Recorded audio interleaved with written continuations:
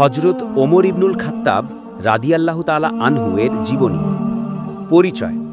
হজরত ওমর ইবনুল খাত্তাব রাদিয়াল্লাহু তাআলা আনহু ছিলেন ইসলামের দ্বিতীয় খলিফা, রাসূলুল্লাহ সাল্লাল্লাহু আলাইহি ওয়াসাল্লামের ঘনিষ্ঠ সাহাবী এবং ইসলামের ইতিহাসের এক অনন্য বীর পুরুষ। তিনি ছিলেন ন্যায়, সাহস, জ্ঞান ও ইসলামী শাসনের প্রতীক। তার খিলাফতকাল ছিল ইসলামী শাসনের স্বর্ণযুগ। জন্ম ও বংশ। হজরত ওমর রাদিয়াল্লাহু তাআলা আনহু এর পূর্ণ নাম ছিল ওমর ইবনুল খাত্তাব ইবনু নুফাইল ইবনু আব্দুল উজ্জা। তিনি কুরাইশ বংশের এক মহৎ পরিবারে জন্মগ্রহণ করেন। জন্মস্থান মক্কা মোকাররমা। জন্মসাল আনুমানিক 583 খ্রিস্টাব্দ, অর্থাৎ নবী করিম সাল্লাল্লাহু আলাইহি ওয়াসাল্লামের জন্মের প্রায় 13 বছর পরে। ইসলামের আগে জীবন। ইসলামের আগ পর্যন্ত ওমর রাদিয়াল্লাহু তাআলা আনহু ছিলেন একজন কঠোর, শক্তিশালী ও প্রভাবশালী মানুষ।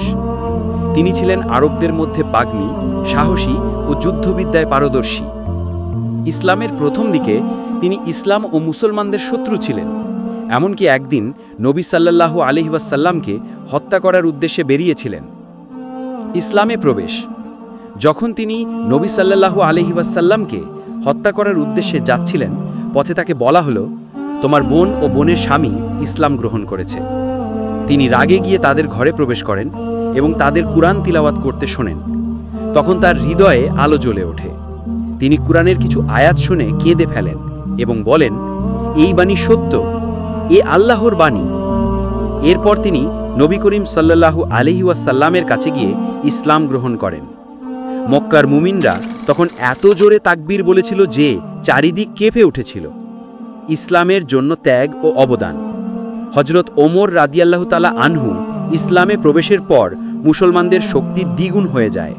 তিনি ছিলেন প্রথম সাহাবীদের মধ্যে যিনি প্রকাশ্যে নামাজ আদায় করেন এবং ইসলামের দাওয়াত খোলাখুলি দেন। নবী করিম সাল্লাল্লাহু আলাইহি ওয়াসাল্লাম বলেছিলেন, ওমরের মাধ্যমে ইসলাম শক্তিশালী হয়েছে। হাদিস তিরমিজি। খিলাফতকাল। রাসূলুল্লাহ সাল্লাল্লাহু আলাইহি ওয়াসাল্লামের ওফাতের পর প্রথম খলিফা ছিলেন হজরত আবু বকর রাদিয়াল্লাহু তাআলা আনহু। তার মৃত্যুর পর হজরত ওমর রাদিয়াল্লাহু তাআলা আনহু 13 হিজরি অর্থাৎ 634 খ্রিস্টাব্দে খলিফা নিযুক্ত হন। তার খিলাফতকাল ছিল প্রায় 10 বছর 6 মাস। এই সময়ে ইসলাম বিস্তার লাভ করে পারস্য, মিশর, শাম, সিরিয়া, ইরাক পর্যন্ত। ন্যায়পরায়ণতা। হজরত ওমর রাদিয়াল্লাহু তাআলা আনহু ছিলেন ন্যায়পরায়ণতার প্রতীক। তার ন্যায় বিচারের উদাহরণ আজও ইতিহাসে অমর। তিনি বলেছিলেন, যদি ইউফ্রাট নদীর তীরে একটি গাধাও ক্ষুধায় মারা যায়, ওমর তার দায়ী হবে। তিনি রাতে ছদ্মবেশে বের হয়ে মানুষের অবস্থা দেখতেন, গরিবদের খাবার দিতেন। একজন শাসক হিসেবে তিনি নিজের জন্য কখনো বিশেষ সুবিধা নেননি। তার শাসন ব্যবস্থা। বিচার বিভাগ প্রতিষ্ঠা করেন, পুলিশ ব্যবস্থা চালু করেন, সৈনিক ও কর্মচারীদের বেতনের ব্যবস্থা করেন, ইসলামী ক্যালেন্ডার হিজরি বর্ষ চালু করেন, বায়তুল মাল প্রতিষ্ঠা করেন। শাহাদাত। 23 হিজরি অর্থাৎ 634 খ্রিস্টাব্দে ফজরের নামাজের সময় একজন মাবুস, পারস্যের দাস আবু লুলু ফিরোজ, তাকে ছুরি মারে। তিনি মারাত্মকভাবে আহত হন এবং কয়েকদিন পর শাহাদত বরণ করেন। তাকে রাসূলুল্লাহ ও হজরত আবু বকরের পাশে মসজিদে নববীতে দাফন করা হয়। উপসংহার।